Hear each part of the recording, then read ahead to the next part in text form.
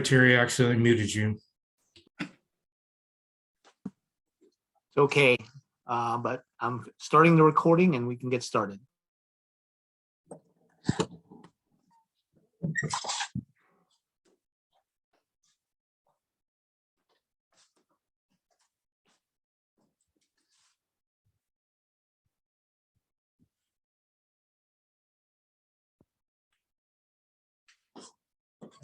Little girl sat down at Daddy's knee, said, "Daddy, tell a story to me.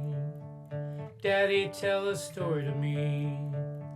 About when you were a little boy. What were your books? What were your toys? What games did you play with the other boys?" Little boy sat down at Mommy's knee, said, "Mommy, sing a song to me. Mommy, sing a song to me.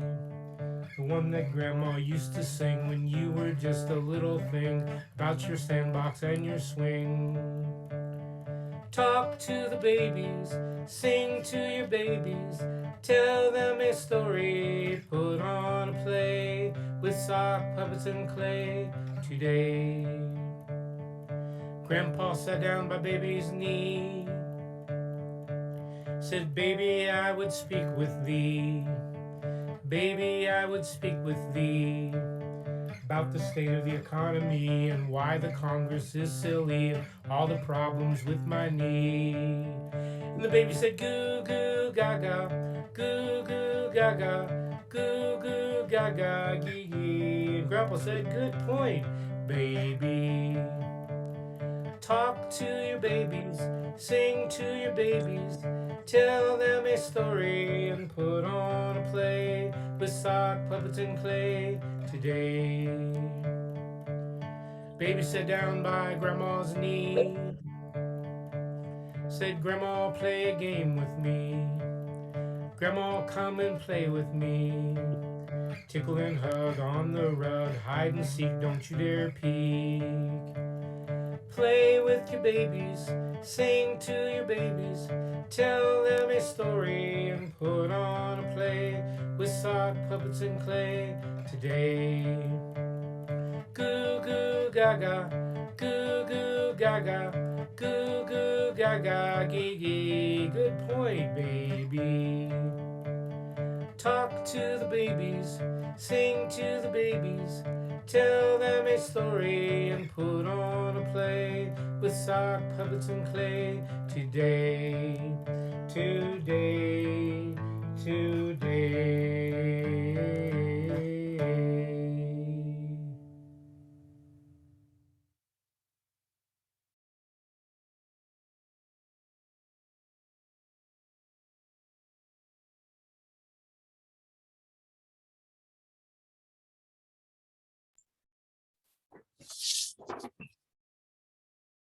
Oops, I lost my screen. Oh, there I am. Okay. Good morning, everybody. Welcome to our online service. We hope that we'll be able to see everybody in person soon. I'm Carl Rust, a member of the board of this congregation, and I just want to welcome everybody to our online service. I also have a little announcement to read from the board. The board would like to make sure that you all know that we're working on safe ways to meet with everyone after the first of the year to discuss possible new directions for the fellowship. The board wants to make sure that we include as much input as possible from our members and friends. For example, what attracted you to the fellowship to begin with? What are the issues, either local or nationwide, you feel most passionately about? What makes it worthwhile for you, even during the pandemic, to maintain your relationship with the fellowship? There are many other details we may explore, so we want everyone to be thinking about this discussion. Some of the conversations may be by Zoom, or some may be by telephone, depending on individual circumstances. Also, depending on the COVID level, we may be able to have some discussions in person. We want to make sure no one feels forgotten during this stressful time. For now, we welcome you and invite you to stick around after the service for a virtual coffee hour, where we will be glad to chat and answer any questions. Also, check out our Facebook page and our website, uufe.org. I'll turn it over to Amy.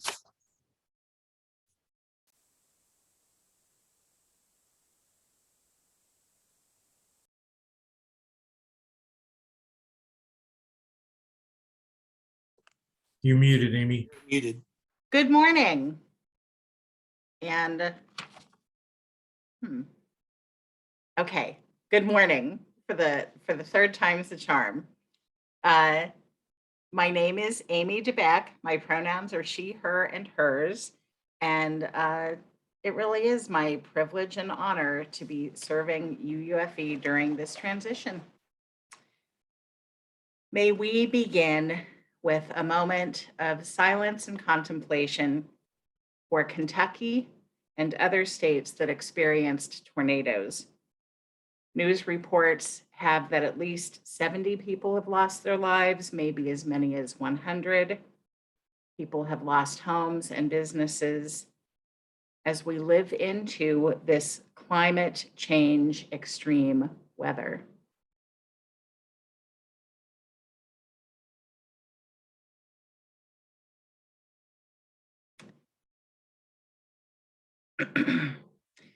After today, I have 2 Sundays left with you.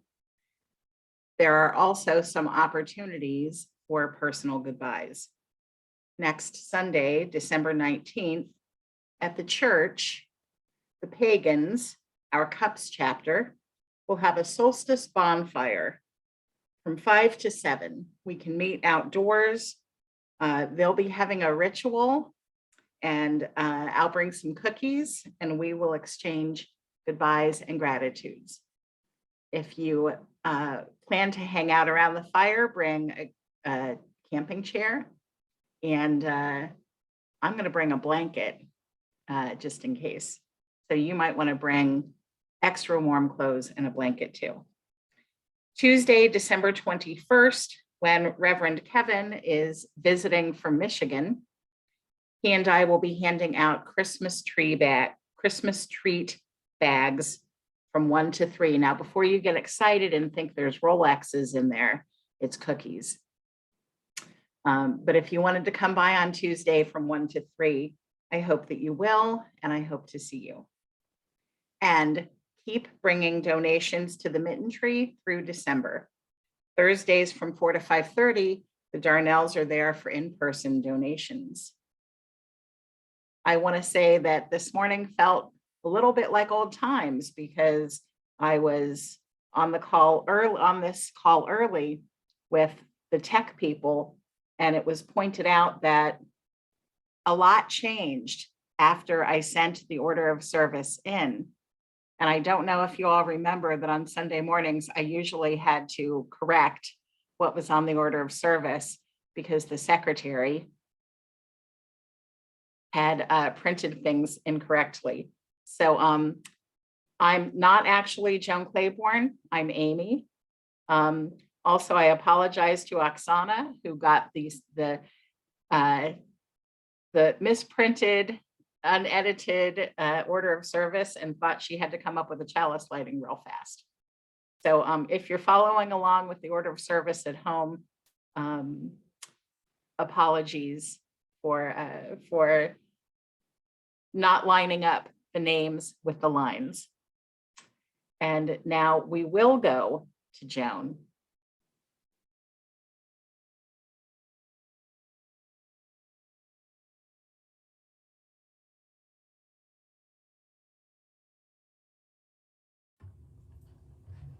We ring the gong 3 times, once for those who came before us and made a place for us.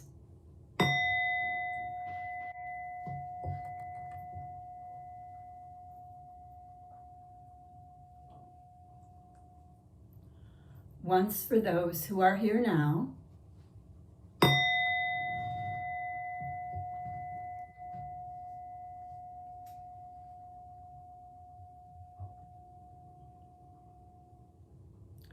And once for those who will come after us and build on the dream.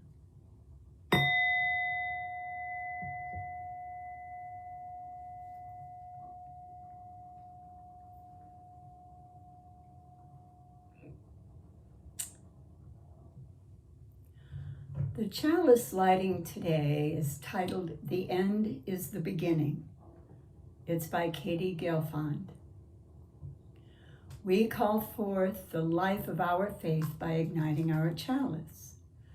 This spark of new beginnings invites us into a sacred space to reflect where we have been and where we are going.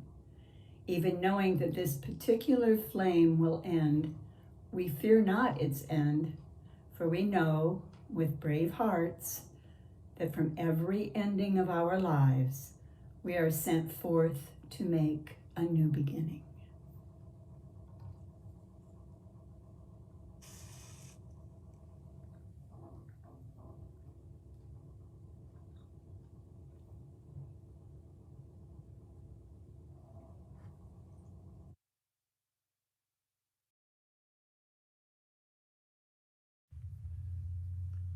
Love is the spirit of this church, and service is its law, to dwell together in peace, to seek the truth in love, and to help one another.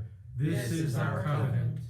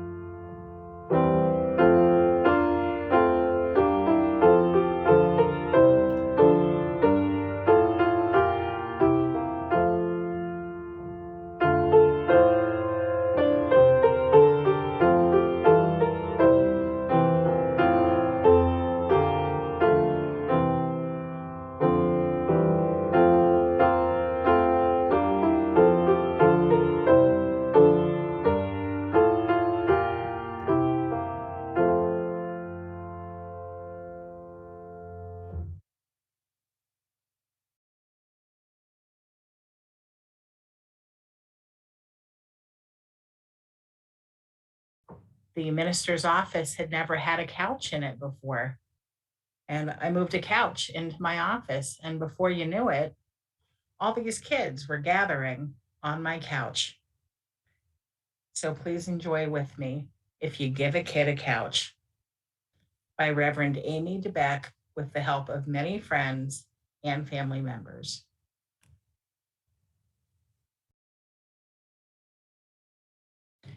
If you give a kid a couch, they will share it, and more friends will join them. Then, once they have all gotten to be friends, they will spend time together. Often, they will go outdoors, like on camping trips. Adults will know the kids, and the kids will begin to feel accepted as valuable people.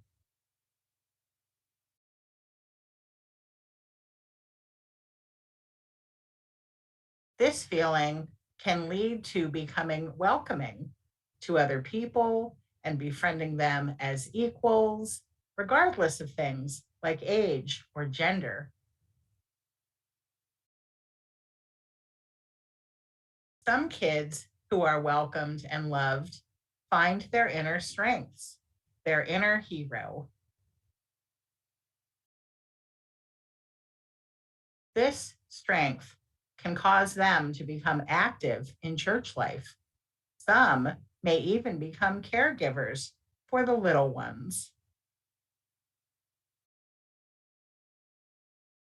On special occasions, adults might find the kids all together, doing things like looking for Easter eggs or listening to a sage, a wise one, tell of his beautiful artwork. Or putting on winter pageants that further bond the kids.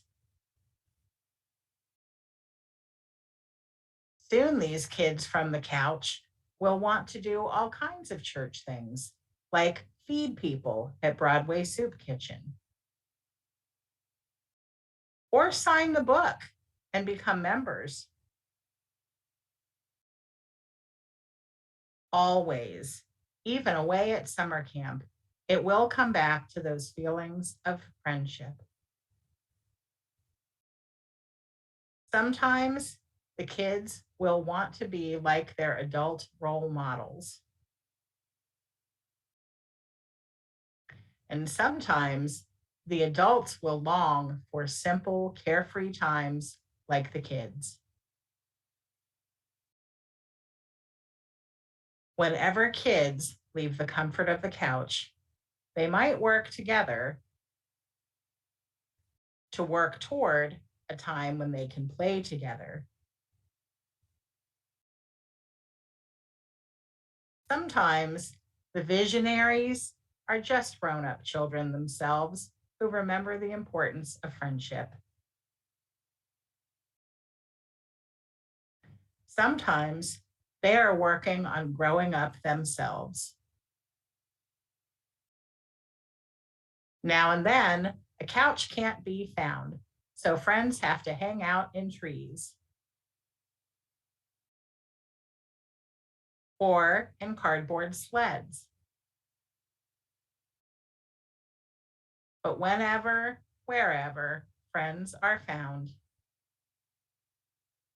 at a national bridging ceremony, or with grandma at a park, or on a stage in Michigan.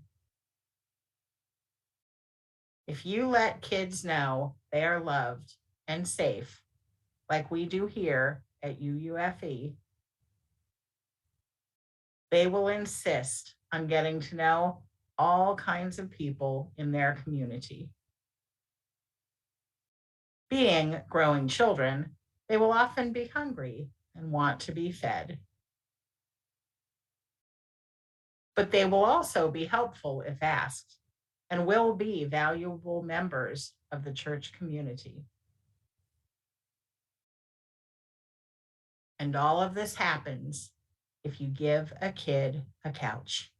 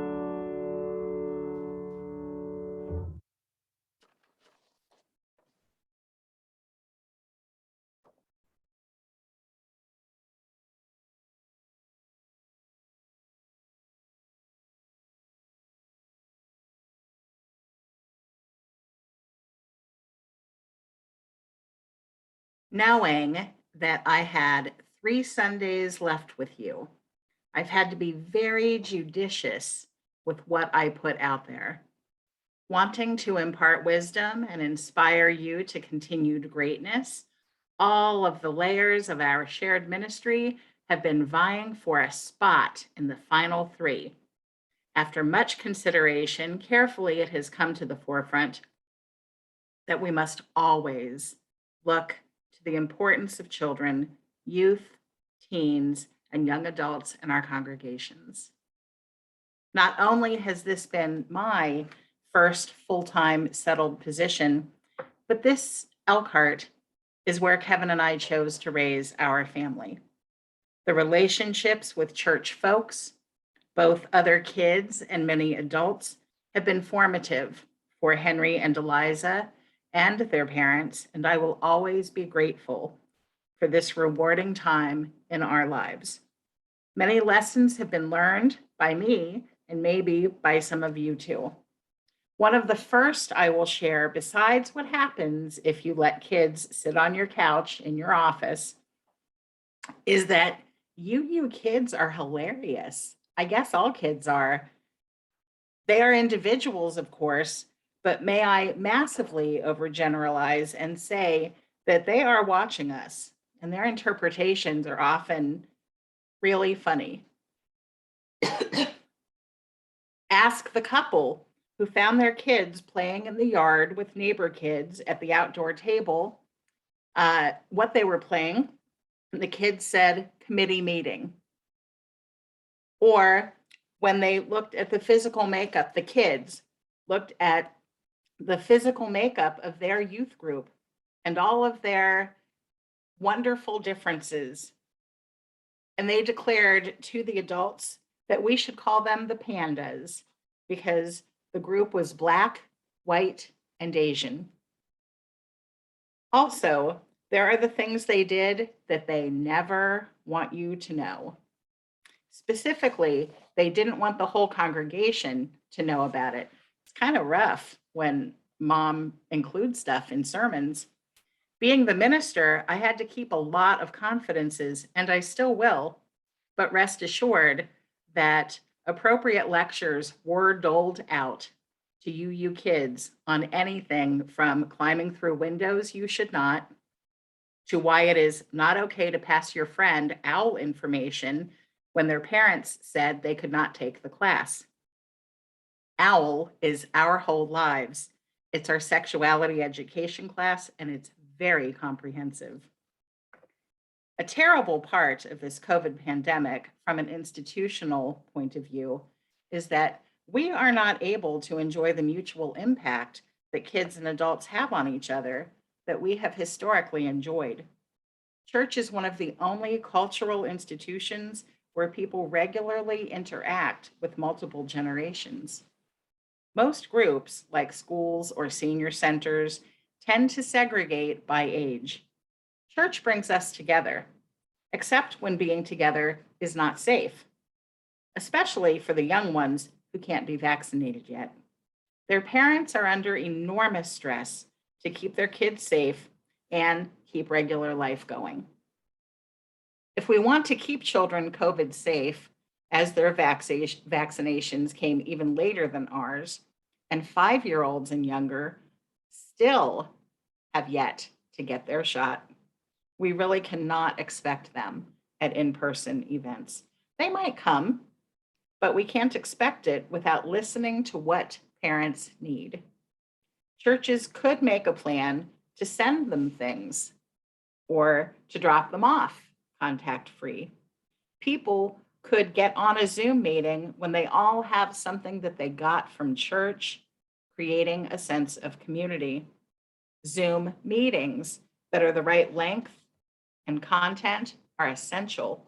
Or if families with littles are present at a future in-person hybrid service, then how do we support them and the concerns of their parents? I became acutely aware of how much pressure parents of littles are under when I visited family recently. One mama wanted her littles to join us, but laid out very specific conditions we had to promise to meet for Mama to be okay with it. In our situation, we were able to meet the conditions. Not everybody's going to be able to, like mask wearing, and the weather complied because according to the rules, we were only allowed to meet outside. Plus, in our family group, we wanted Mama and the littles there, so the desire was strong. We wanted to, and so we did. We got to be in person with a strongly held set of rules. Churches can do this. Churches can meet in person, but it will only succeed with a lot of work and agreements that get put in place and then followed through. For one thing, for congregations to do that every week, rules would matter. You might have to tell somebody no, or watch somebody leave if there is truly not a happy compromise. When a church says they want to start meeting again and that all are welcome, do they really mean kids and parents? Are the congregants only thinking how great it will be for them to see each other? Or can they also put on a host hat and welcome that parent visitor? I mean, specifically, be prepared to listen to that visiting parent, answer all of their questions, and accommodate what they need to feel safe. I mean, are you ready to simply follow the directions they give you that might not sound reasonable to you, but follow them anyway? Because that mom or dad is just barely hanging in there, and we would honor their careful discernment by doing what they ask, even at the expense of our own comfort. Maybe churches can rebuild better, stronger, and deeper with pandemic lessons.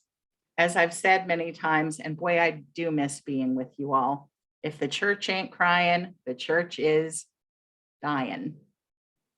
Going back to our family's memories of these last 13 years, bringing a 4-year-old and a 7-year-old to this new job meant that not only did you welcome your first settled full-time female minister, but also a mom.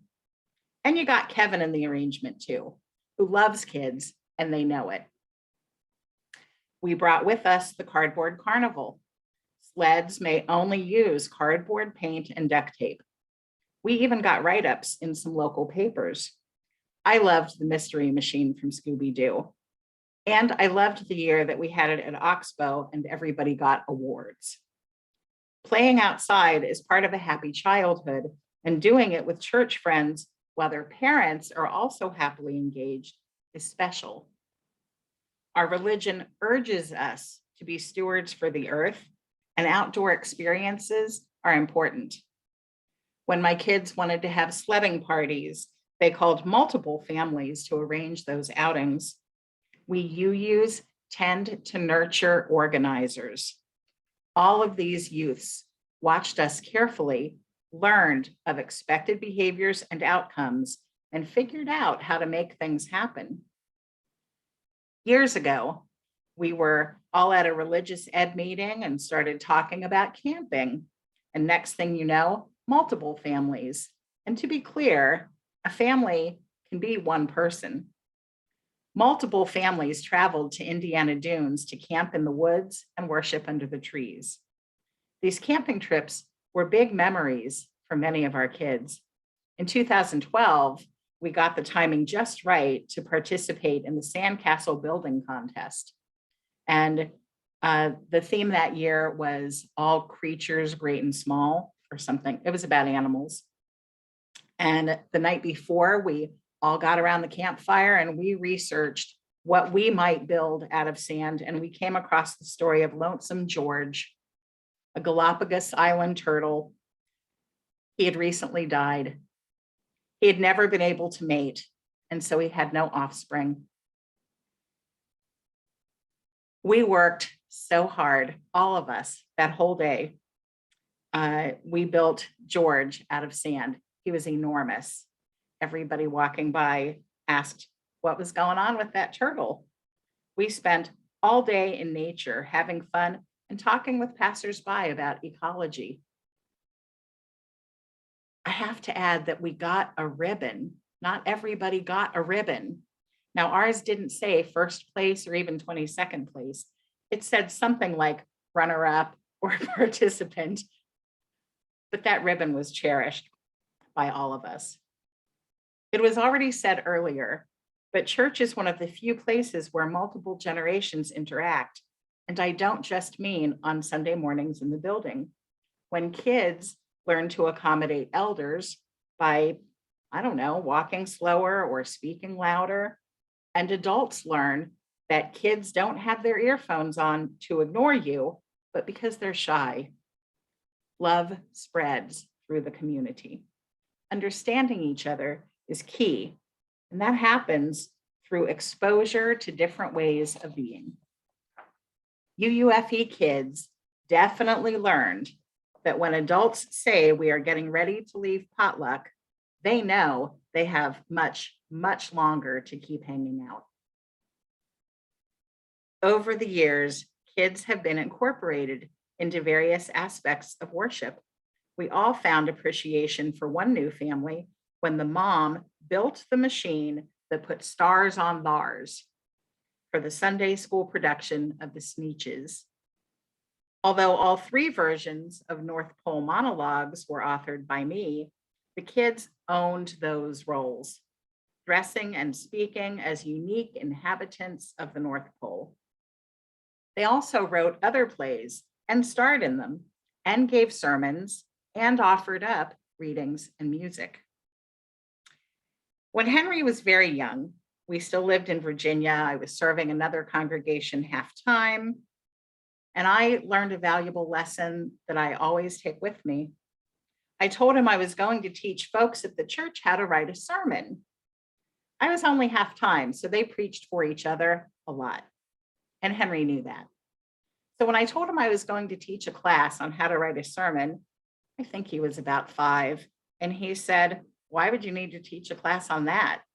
Like, doesn't everybody know how to write a sermon?" I shared this next gem with the board this week as I attended my last UUFE board meeting. Given that I am hosting dinner for some adults who I met when they were kids, and that when college kids are coming home to have parents meet the new partner, they call me too, I can honestly say this religion works for kids. I don't think it's because I'm so exceptional or great. Of course I am. My lesson is that at a young, impressionable age, when kids have affirmation and positive experiences with a church and its leader during those formative periods in their life, that feeling of acceptance stays with them. Years from now, or next month, when a former kid turned young adult needs a reference letter, or they just need somebody to be a sounding board, it could easily be you who they turn to.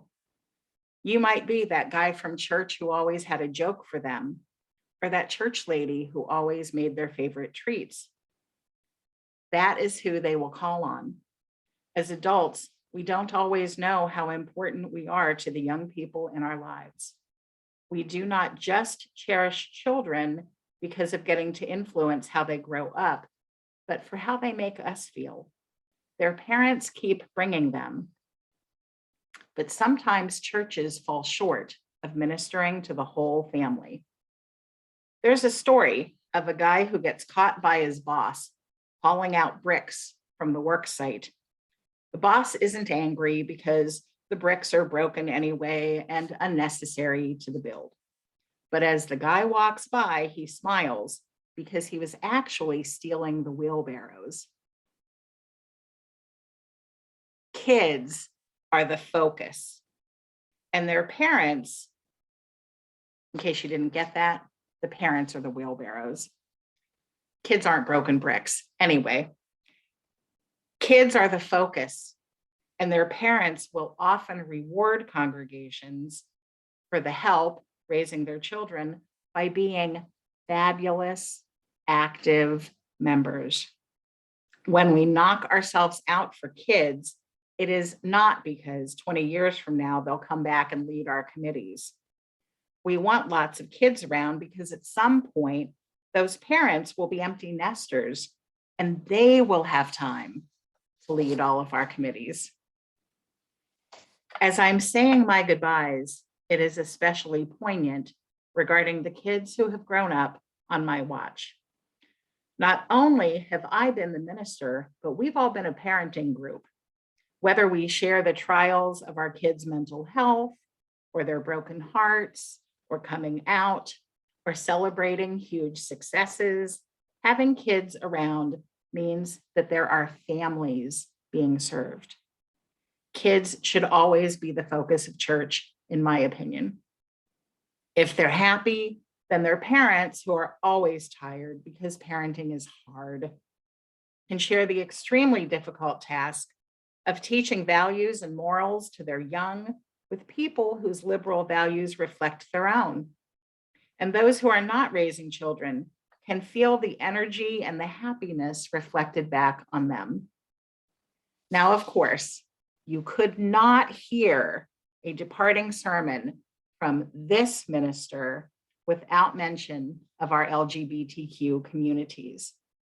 Probably one of the best reasons for UU churches to exist right now, through all of the highly divisive, politically intense, and mandated isolation, is because we have the welcoming message for young people of acceptance and even celebration of who they are.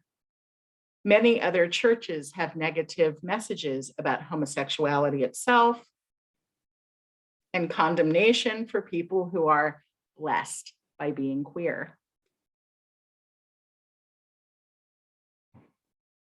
Not every UU kid is queer, but most know and love somebody who is.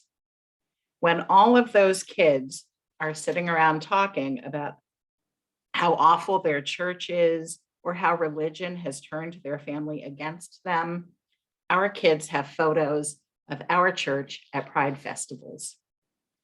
The Q in LGBTQ often stands for questioning, which young people do. Being a free church allows them the room to figure out themselves and be loved for their whole selves. Most of you know that my own kid came out to her church when our family knew, but she had not permitted the news to be shared, so we were keeping it to ourselves. Imagine my surprise when she marched up to Joys and Sorrows, announcing her new chosen name, pronouns, and encouraged her church to not be shy with questions. The next week, the chair of worship arts gave her a book whose author is transgender, about their experiences. While all of this is dear, it's dear to me. While it's a cherished memory in our family, I hope that you all understand that for most kids with a coming out story at church, it does not usually go like that. UUFE, be proud of you. So now in closing, I want to sincerely thank you on behalf of Kevin and myself for helping to raise UU kids with a whole cloud of witnesses and the probability of having lifelong friends. My charge, if that language works here, is to go forward through this transition, cherishing the presence of whole families. Focusing on kids is always the right thing to do. Maybe when you get in person again, offer them some space that's just for them, like maybe a couch.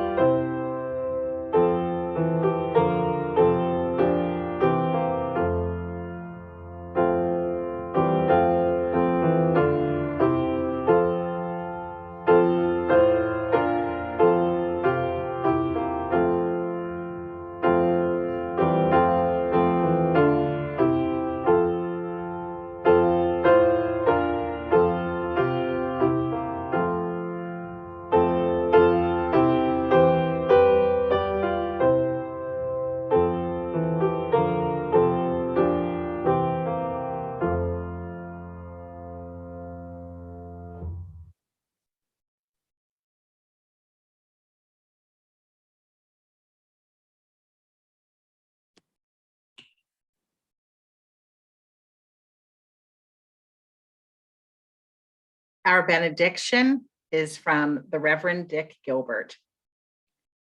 He said, and I commend to you, as we leave this community of the Spirit, may we remember the difficult lesson that each day offers more things than we can do. May we do what needs to be done, postpone what does not, and be at peace. And be at peace with what we can be and what we can do. Therefore, may we learn to separate that which matters most and that which matters least of all. Blessed be, amen. Go in peace, but I hope you'll hang out for coffee hour.